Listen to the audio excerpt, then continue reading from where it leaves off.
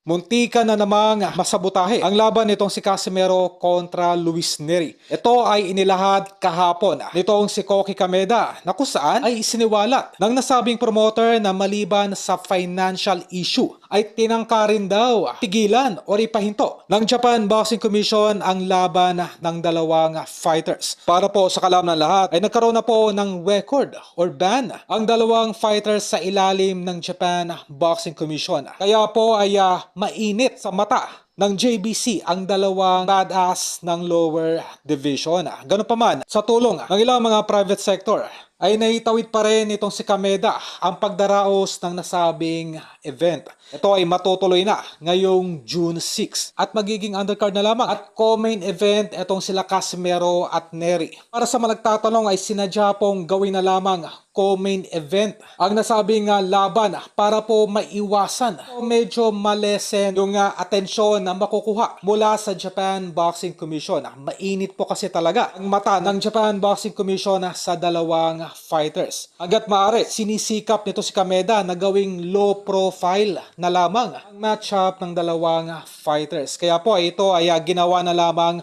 co-main event. Supposedly, itong laban lang naman ang hinihintay ng mga boxing fans sa Japan sa buong main card. Makikita sa interview, mangiyak-ngiyak itong si Kameda. Mga challenges mula financial hanggang sa pagpigil, sa tangkang pagpigil ng Japan Boxing Commission na matuloy ang laban ng naturang dalawang fighters.